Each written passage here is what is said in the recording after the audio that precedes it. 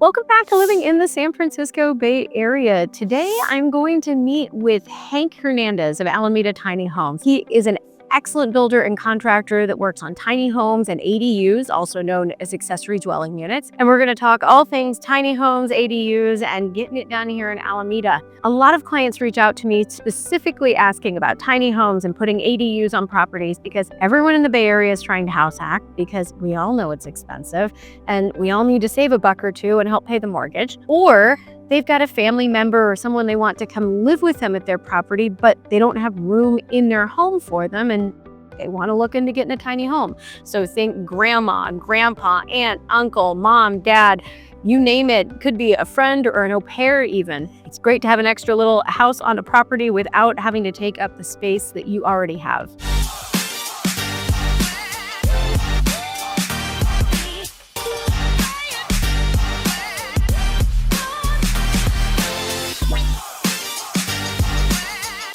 If you're tuning in for the first time, I'm Andrea West. I've been a realtor since 2010 and I'm a Bay Area native. I live in Alameda, but I sell all over the Bay Area. One of the fun things I love to do is meet with buyers and sellers to help them achieve their goals. So if you want a free consultation, my contact information is below. You can reach out anytime with an email, text, or phone call, or you can scan my QR code in my banner and book a Zoom meeting with me. Let's go to my chat with Hank. Welcome back to Living in the San Francisco Bay Area. Today, I am joined by Hank Hernandez of Alameda Tiny Homes. You can check him out on alamedatinyhomes.com. He is an excellent ADU and tiny homes builder here in Alameda, and we're going to talk today about all things ADU and tiny homes. Thanks, Andrea. Nice to be here. Thanks for coming. I appreciate it. So can you break down for people, what is a tiny home or an ADU? What is it? Yeah, it's a great way to start the conversation. So ADU is a not so interesting term that the state of California uses. It stands for Accessory Dwelling Unit. Most people colloquially will know them as a granny unit, a backyard cottage, an in-law flat. Has many names, but it's basically an extra space in your yard that's built as a freestanding home that would have everything you would need. So it's a kitchen, a laundry, sleeping, bathroom. You know, it's a house. It's just not as big as, say, the primary dwelling. Great. And now when we say tiny, how big are we talking, like a range? Yeah, so for us, our smallest homes started around 300 square feet. So that's essentially a 12 by 24 building. Okay. That for us feels like just about as small as you really want to make it and still have a good size kitchen, a good size bathroom, and a living space. From there, it goes up to 1,200 square feet. Oh, sure. It's the state legal limit for something called an ADU.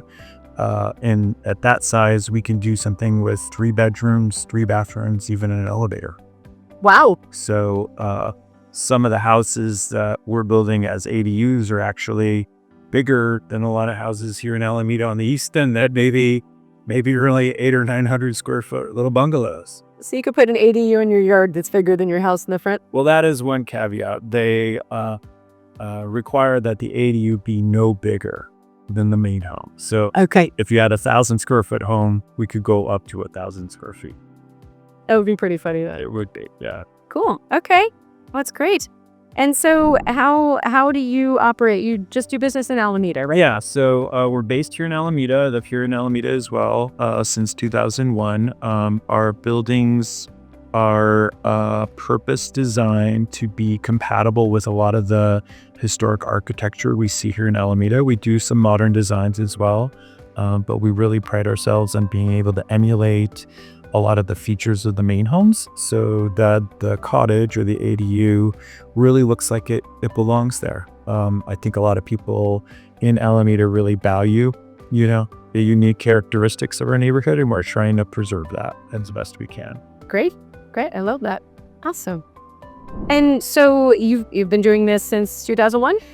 No, actually, we started building homes up in the Sonoma, Napa, Santa Rosa area in 2019, but they changed some of the rules around ADU regulations, essentially opening the door from the state level, dictating that essentially municipalities had to allow some of this kind of development.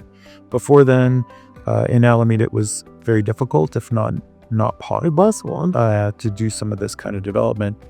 So in 2019, we relocated the business here to take advantage of the fact that Alameda is really a perfect place for ADUs. Right. Plus, I live here. You don't have to commute to Santa Rosa anymore. I don't have to commute. We have a lot of great properties with historic homes that were a little small by today's standards. Sure. So it's a great blend of opportunities where there's enough space to add another structure, and people need it because, generally speaking, they love their house, they love where they live, they just need a little more room. Right. That makes sense. So when you get people that come meet with you, what's usually the motivation behind getting an ADU? Good question. I would say at least half the folks that we're building for have a family need. So they're looking for more space, either for guests to come visit, maybe for longer than not. It could be an aging parent that they want to have move in with them. We've even built homes for that returning college kid, or transitioning families that are actually having the parents move into the cottage and give the main house to the kids who might be raising their own families, so they don't need all the space, but they love the property. Yeah. I would say equal, maybe not equal, but the other side of the coin is usually for investment purposes. We have a lot of folks that are building ADUs for rental. So specifically, either they own a property as a rental property and want to, increase the amount of rent or the units that they have on the parcel. Maybe it's just, their primary residence and they want to add more rental income as an opportunity in their backyard. Smart. So I would say it's maybe 60-40, 60% family, 40% investment. Got it. And of the people that reach out to you, how long from the time they decide to work with you until the project's done? I know it varies, but yeah, kind of it can vary all over the map. The basic timeline I tell folks is to be thinking 6 to 8 months ahead. Okay. If someone calls us and they have a family emergency, maybe it's a loved one who needs to be close for care purposes, we try to do everything we can to do it as fast as we can. We've gotten here in Alameda permits in as little as a week because we have some plans that are pre-approved in the city. So it's faster and cheaper to get approvals. We've also been able to complete projects in under 90 days. So, conceivably, you could call me up and 3 months later it could be done. But it depends. Obviously there are some projects that are larger, more complex, that may take longer. So every property is unique. It really depends. Right. Yeah. So when you say more complex, things that come to my mind when I'm thinking about an ADU, you got to have plumbing, you got to have electrical. Yep. You probably need to be able to get to and from the ADU without having to go through the house. Exactly. Yeah. So part of our process is not just identifying what building would suit your needs, but it's about establishing how the whole property is going to work. So for example, if you're building an ADU for a loved one, do you want shared common spaces for outdoor interaction? If it's a rental, do you want separate yards with private entrances? How is the landscaping going to work? Driveway parking? All those things factor in, and then layered on that, like you mentioned, our utility connections, water, sewer, electrical. And so every project has a different combination of those things, and it'll just depend on what you're trying to accomplish. Great. But it's all doable. It's all doable. So it's just time and money? It's just time and money. I like that. And so the city, they probably also have certain requirements. Your property has to have so much space in the yard setback. Well, actually, a lot of that is dictated by the state laws that I mentioned that had changed, the bulk of them right around 2019. although we've had other sets of legislation every year since then. But there is a basic definition of an ADU that essentially, if it fits within certain constraints of size and dimension, the city basically has to say yes. Wow. So there are a lot of properties that maybe have constraints, as far as there's a tree or an existing garage, maybe things that you don't want to lose in your backyard. Right. But pretty much every yard in Alameda could do something. Wow. So obviously that can vary, whether we're building a 3-bedroom, 3-bath, 1,200 square foot home, or a 300 square foot studio, or something in between. But it's usually doable at some point. The basic guidelines that we like to help people understand are, as long as we're doing something under 800 square feet, generally all lights are green. Oh, okay. Once we start pushing some of the limits, then there start to be more maybes and depends. Okay, got it. It depends is, often the answer as we start to really dig into each unique situation. And so for 800 square feet, what is that, a 2-bedroom? Yeah, so we have a home that's a 2-story, 2-bedroom, 2-bath that fits in 800 square feet. Oh, wow. If you go vertical, you can get... Yeah. Okay. You can do the same thing as a single story home. It really depends on the situation. For example, if grandma and grandpa are going to live there, maybe you don't want a 2-story. Right. It's or maybe you want a 2-story with an elevator. That's also fancy. That's also a possibility. So we, really take the time to understand the use case, both now immediately, Yeah. but also understanding the client's time horizon in the property, because it's a real home. It's going to be there as long as the existing home is, maybe longer. Maybe longer. It's newer. It's modern construction techniques. Probably safer from an earthquake point of view. So you just got a new foundation, right? Brand new foundation. Yeah. All the latest, standards for energy efficiency as well. So, it'll be many things over the course of its life, and we want to try to help families figure out what does it need to be for them, Right. for their conceivable future. And then looking even past that, when the day comes that their family may sell the property, what might be more marketable, Right. and attractive to the next owner. That's smart that you're helping people figure that out. Yeah, it's important. It's important. You got to protect your investment. It's a very big investment. Yeah. Absolutely. And speaking of big investment, how much would someone expect to be spending on something like this? Yeah, that's another one of those. It depends. The things that we look at when developing costs are obviously, first and foremost, which home they want to build.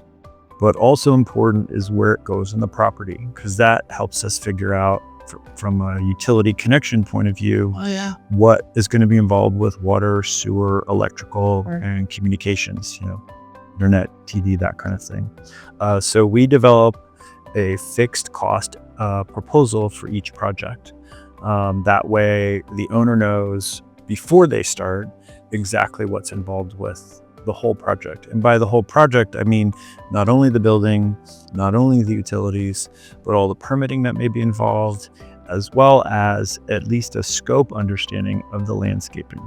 Because as from real estate, it's not just about the home, it's about everything else that happens in the yard. And especially in Alameda, because we have such great weather and people enjoy being outside here, we like to factor all that in as well. So how are you getting to and from the cottage? Is there a pathway? Is there a paver patio? Right. Is there a common space where you might have a barbecue or outdoor dining? And do you want your tenant there, or do you want grandma to be able to come? Correct. And then, as far as the plantings as well, a lot of that factors in to create privacy, or to create community, depending on the situation. So we look at all that. I would say most projects in Alameda range anywhere from maybe $200,000 to $500,000 or more. Okay. And that's a huge range, but it also totally depends on what people are doing. We've seen some projects with $100,000 landscape plans. That isn't necessary, for every project, but it's just a matter of priority and scale. No. Yeah. Oh, okay. $100,000 on landscaping. That's Beautiful yards. I'm sure. Some very beautiful yards out there. They better be for 100,000. And do you guys do the landscaping too? Yeah, we're happy to do the landscaping as part of the project. We encourage folks, whether or not they're going to hire us, to at least have a plan in place, because there's a lot of economy of scale in approaching the landscaping parallel to the building process. For example, electrical, water infrastructure.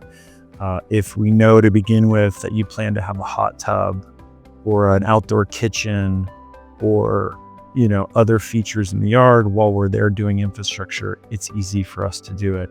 At the same turn, if you're planning on certain plantings in an area where we're putting conduit lines, maybe that's not going to work. So it's good to start with a comprehensive plan. We will often refer our clients to local landscape designers if they have very complex needs, but we're happy to implement that as part of the plan. And a lot of that is a time saver as well, so that when we're done with the cottage, it's not yet another project for the homeowner to take on to actually finish the property to a usable state. We want to be able to hand you a key and have you move in and it's done. That's great.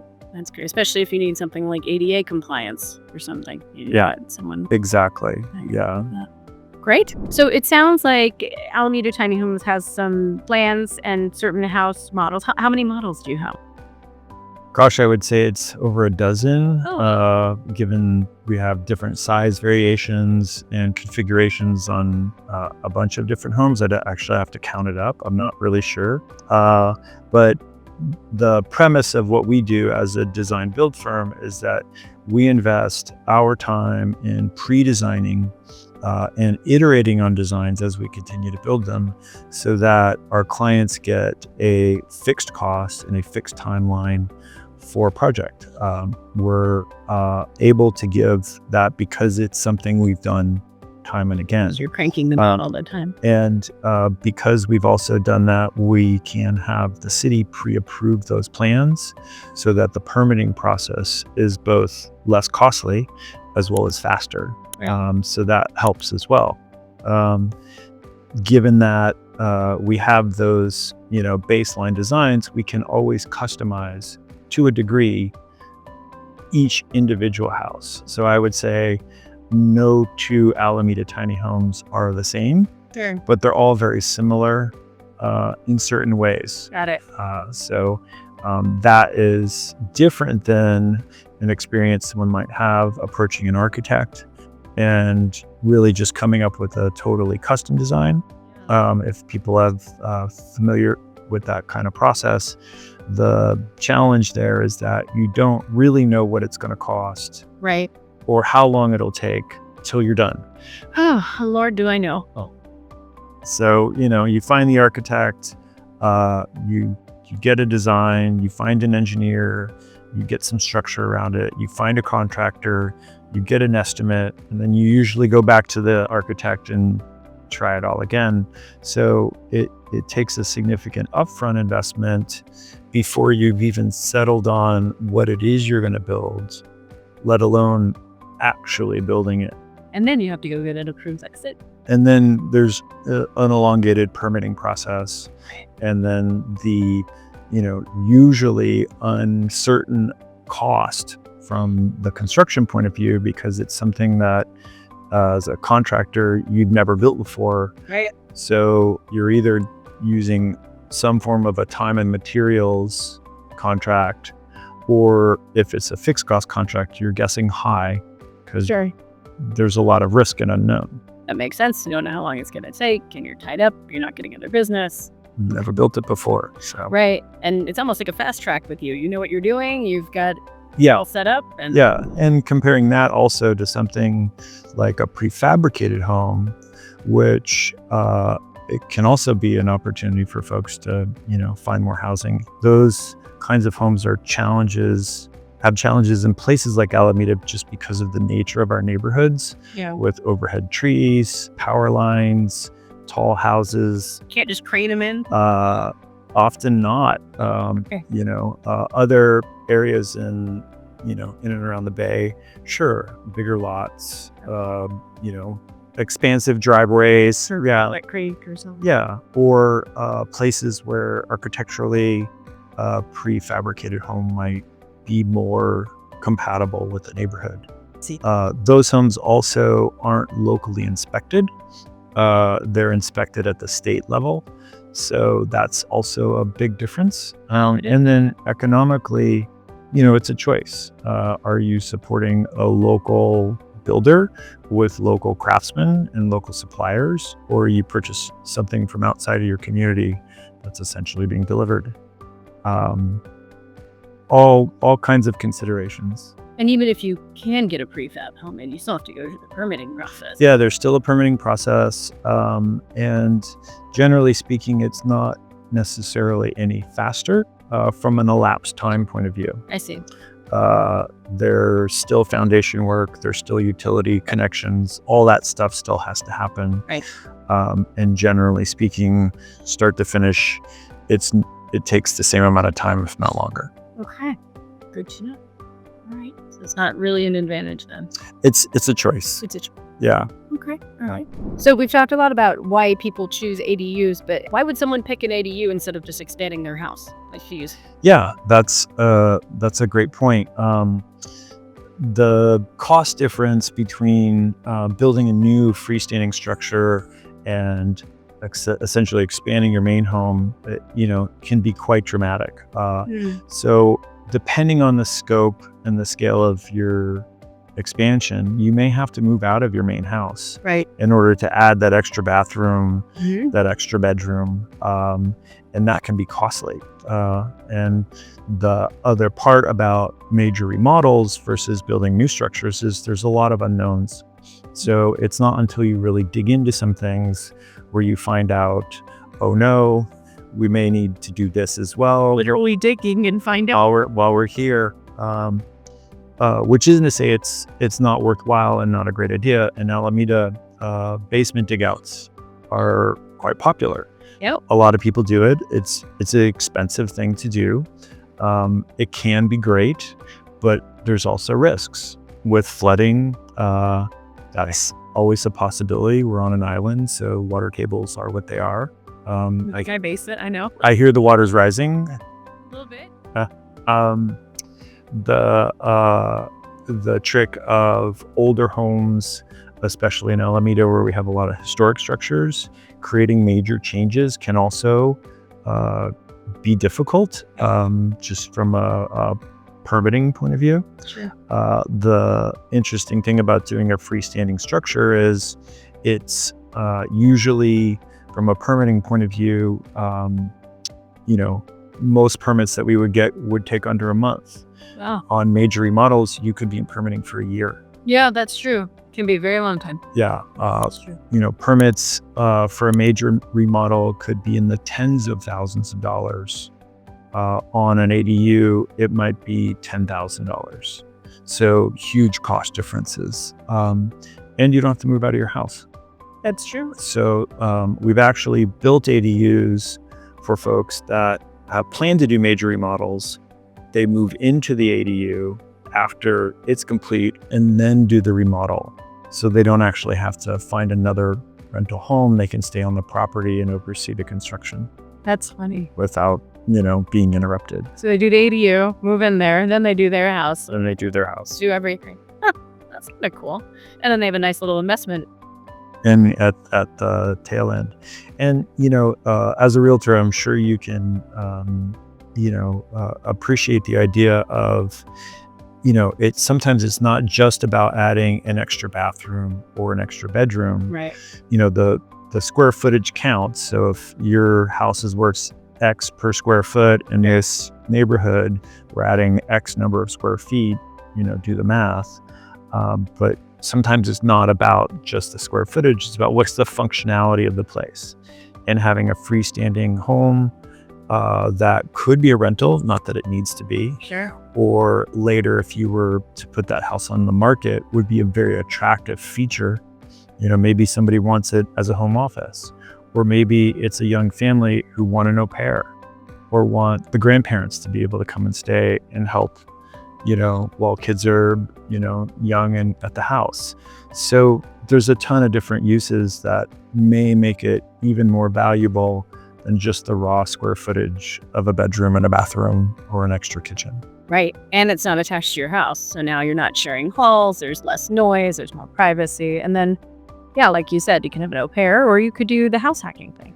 And then, I get clients all the time that are asking me, hey, can I buy this house and then put an ADU in the back? I'm like, sure, it's just money, right? But, that's a very common approach now, is getting that extra income to help pay the mortgage. For sure. So. Yeah. We've also seen situations with extended families. So as a way to enter the housing market, which obviously is challenging in the Bay Area, if you could afford to finance maybe a $300,000 home, building an ADU with a family member may make a lot of sense for everyone. And although it's not yet worked its way through the Alameda city process yet, there are opportunities at the state level through new legislation that allow for condoization of parcels, so that you could separately convey an ADU or a main house, or even splitting lots, so that you could create a new home. How great would that be? Because then, once you no longer need it, if you want to sell it and get your money back, you can, right? That would be great. Yeah. Yeah. And are you seeing a lot of that go through right now? It's just in its infancy, because these rules just changed this last year. So it's still working its way through the city of Alameda process, but we hope there'll be some new rules and guidelines along shortly. Neat. That would be wonderful. That would be good. And how are people paying for these things? There's an array of options out there. Most of our clients are using a combination of financing and cash. So it might be some home equity from an existing property, some cash, oftentimes their family, involved. So say we're building an ADU for grandma and grandpa. Right. They may use some short-term financing, move into the ADU and sell their main home. Right. Cash out. Okay. Yeah, cash out. There are also new financing options that take into account the value of the completed ADU. So I think the lending market is really maturing around this idea and developing new mechanisms. So it's not just the standard home equity line of credit or construction loan financing methods. So I think it's, there's a lot of options out there for folks depending on what they're looking to accomplish. That's great. And you can help guide them through their best options. Yes. Great. Well, thank you, Hank. This was really informative, and I hope you all found it informative as well. Hank's contact information is going to be in the description here. You can reach out to him for a free consultation. Yeah, happy to help us. You're here in Alameda looking to build an ADU. I'm Andrea West. Thank you so much for joining me on Living in the San Francisco Bay Area. Hope to talk to you soon. Till next time.